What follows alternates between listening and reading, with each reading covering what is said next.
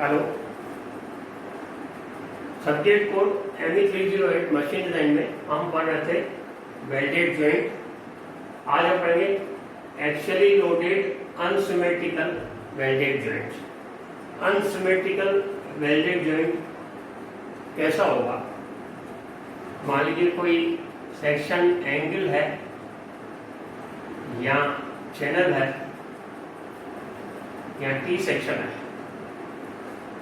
Angle, channel या T section, उसको किसी फ्लैट सरफेस पर वेल्ड करते हैं और वो एक्चुअली लोडेड हो तो उस केस में ये अनसिमेट्रिकल जॉइंट बनेगा। इसको और समझते हैं।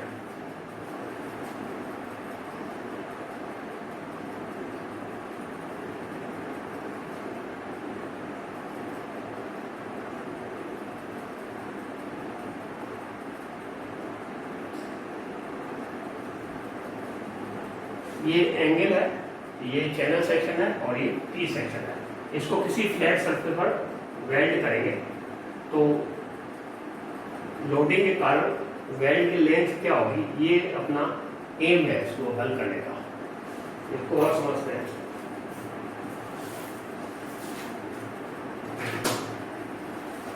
एंगल आपने देखा होगा, ये एक एंगल है, इसमें जो बीच में होल्स है इसको आप नेगलेक्ट करें, ये तो सब में नहीं होते। इस एंगल को किसी प्लेट के साथ ऐसे वेल्ड करना, इस तरह से। तो इस सतह पे भी, इस एज पे भी वेल्ड करेंगे और नीचे वाली एज पे वेल्ड करेंगे और इस एंगल पे जो लोड होगा वो इस एंगल को ऐसे खींचेगा। तो ये लोड इस तरह से हो गया और वो लोड जो है इसके CG पर कार्य करता है, वो माना जाएगा। इस तरह के सवाल कैसे करेंगे इसको हम समझते हैं।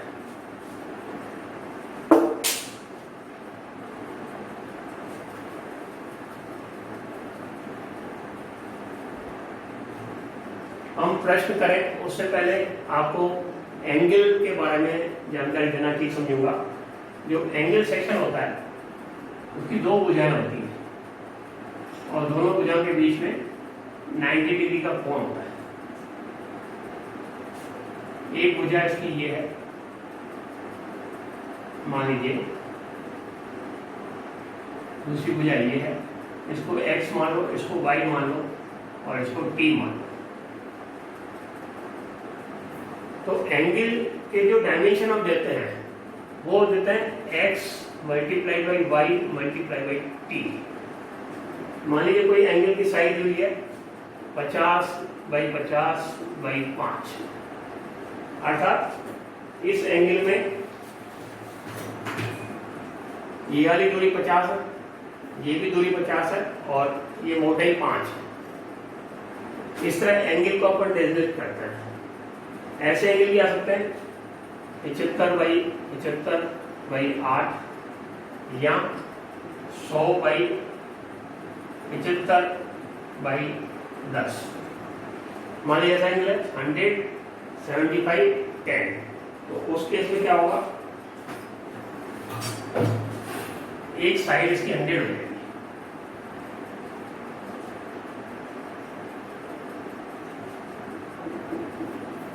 x बराबर 100 और y हो गई 75 और t मोटाई। तो प्रश्न में देखना कि एंगल या चैनल किस टाइप का दिया हुआ है और कैसे वेल्ड किया हुआ है। एक उदाहरण समझते हैं इसको।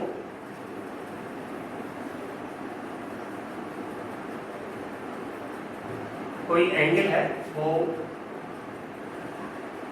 अपनी लंबी भुजा के साथ किसी अन्य फ्लैट सरफेस पे वेल्डेड है। इसका ड्राइंग आता है।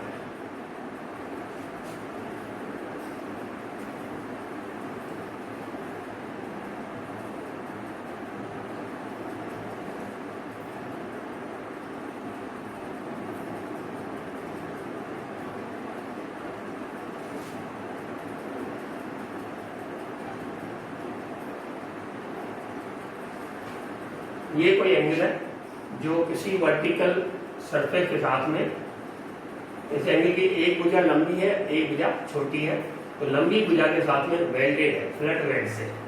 तो वेल्डिंग एक यहाँ पे होगी और दूसरी यहाँ पे होगी, ये वेल्ड हो गया। इस केस में एंगल पर जो लोड आएगा वो इस सतह के लंबवत और इसकी सीधी पे काम करता हुआ रहेगा। इसका अपन दूसरा व्यू बना लेते हैं।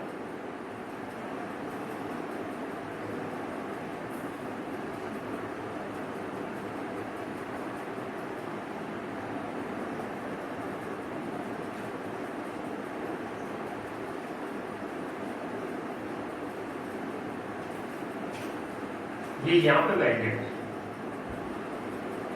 और यहाँ पे भी वेल्डेड है। और लोड जो होगा इसकी सीधी यहाँ आती है, तो लोड इसका इसकी सीधी से पास हो, लोड इस तरह से लगेगा। उस केस में एंगल के टॉप और बॉटम की एजिस पर की जाने वाली वेल्ड की लंबाई अलग अलग होगी। ये लंबाई मान लीजिए L1 है और ये लंबाई L2 होगी।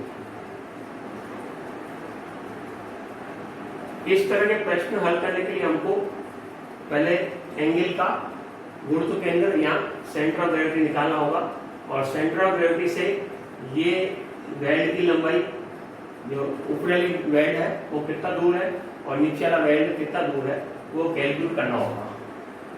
तो ये मान लीजिए इसकी सीधी की लाइन है, तो यहां से दूरी ये मान लें y1 है, सॉरी y2 है, और ये वाली y1 है। ये हम पहले कैलकुलेट कर लेंगे। अब इसमें L1 और L2 ये दोनों लंबाइयां मिल करके ये P लोड लेंगी। L1 कितना लोड लेगी? P1, और ये वाली लंबाई लेगी P2। ये लोड भी अलग अलग लेंगी। इस प्रकार की P बराबर P1 प्लस P2, एक इक्वेशन ये बन जाएगा। दूसरा क्या है कि P1 जो है रेस्टिंग फोर्स है इस दिशा में, और P2 रेस्टिंग फोर्स रहेगा इस दिशा में। तो ये जो सीधी वाली लाइन है उससे इस बल का आघूर्ण और इस बल का आघूर्ण अलग दिशा में होगा। तो P1 into y1 is equal to P2 into y2। तो ये दो तरह की इक्वेशन हमको मिल गया। इससे हम इस टाइप का कोई भी प्रश्न जो है हल कर सकते हैं। अब बेहतर होगा कि अपन एक उदाहरण ले लें, उससे इस तरह के वेल्डेज जोन में कैसे प्रश्न हल करेंगे वो सीखते हैं। तो एक क्वेश्चन ले लेते हैं।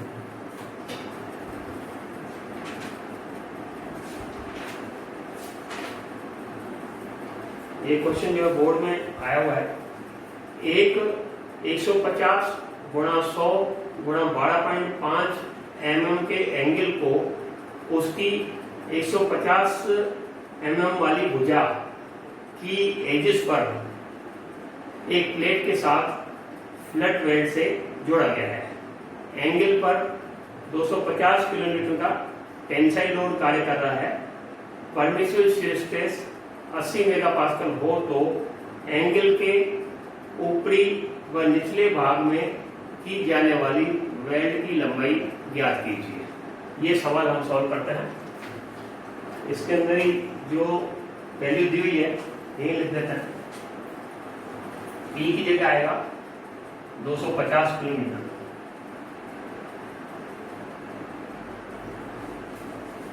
और एंगल की साइज है यहाँ पे तो 150 है और यहाँ पे 100 है, और मोटाई 12.5। इसको हम यहाँ बना देते हैं।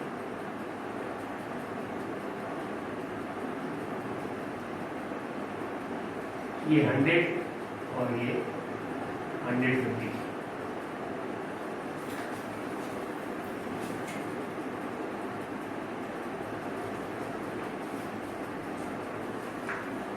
इस प्रश्न को हल करने से पहले हम एंगल के CG निकालेंगे, और CG का केवल एक ही डायमेंशन निकालना है जहाँ पर वो वेल्डेड है। यहाँ वेल्डेड है तो हमको केवल y बार निकालना है, x बार नहीं निकालना है। तो आप जानते हैं y बार बराबर क्या होगा, a1 y1 plus a2 y2 अपान a1 प्लस a2। ये आपने सेंटर ऑफ ग्रेविटी में फर्स्ट ईयर में पढ़ रखा है।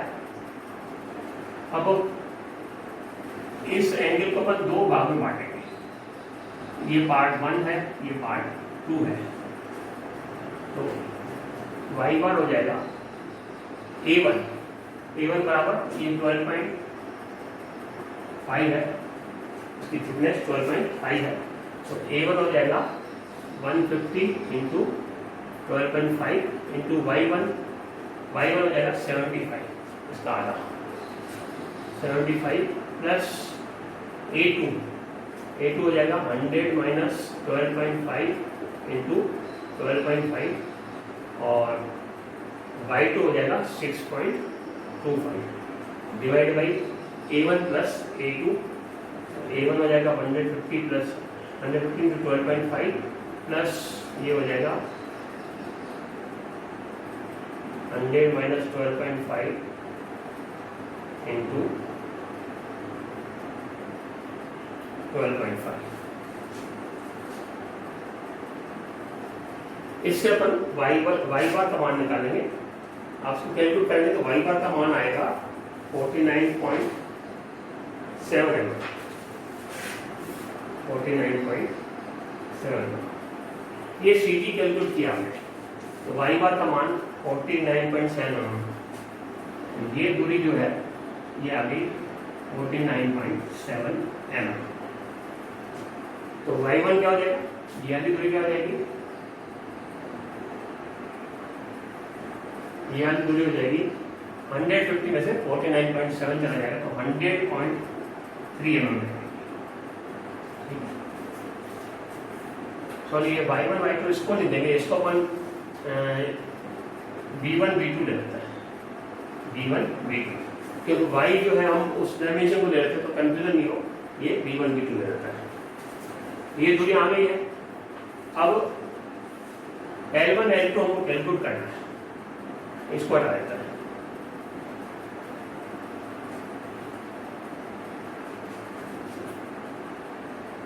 साइड ऑफ एंड h बराबर, अब इस प्रश्न में क्या है, वेल्ड की साइज नहीं दी हुई है, तो हमारा जो कन्वेंशन है तो वेल्ड की साइज नहीं दी हुई है, तो इसकी जो मोटाई है मैक्सिमम वही हम वेल्ड की साइज लेंगे। तो this will B 12.5 mm। P दिया हुआ है 250 किलोन्यूटन, तो 250 इंटू 10⁻³ न्यूटन, और शेयर स्ट्रेस दिया हुआ है टाउ 80 मेगापास्कल। आप जानते हैं 1 मेगापास्कल 1 न्यूटन पर mm² होता है, तो दिस विल बी 80 न्यूटन पर mm²। अब जो टोटल लोड है वो इन दोनों वेल्ड के द्वारा लिया जाएगा, तो अपन पहले टोटल लंबाई निकाल लेते हैं। Total length L will be L1 plus L2।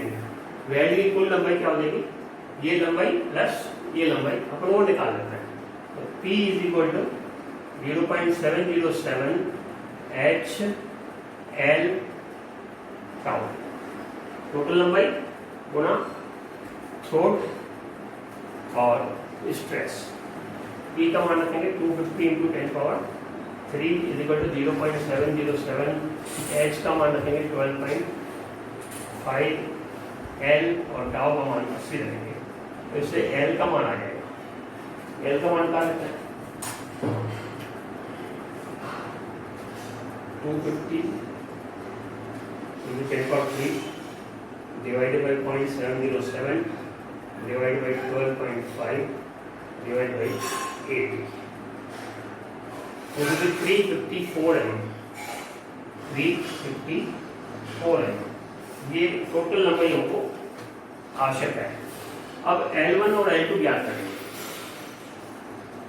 तो L1 बराबर इसको डालना है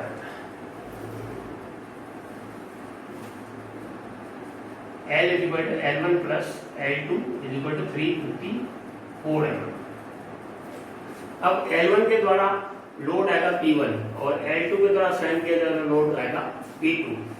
तो P1 कैलकुलेट करता है, P1 P2, P1 बराबर क्या हो जाएगा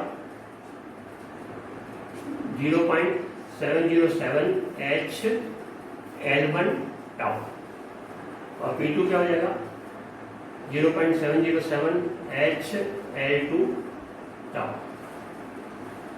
इसका एरिया थ्रोट एंड लंबाई इनटू शेयर स्ट्रेस और P2 ही हो जाएगा।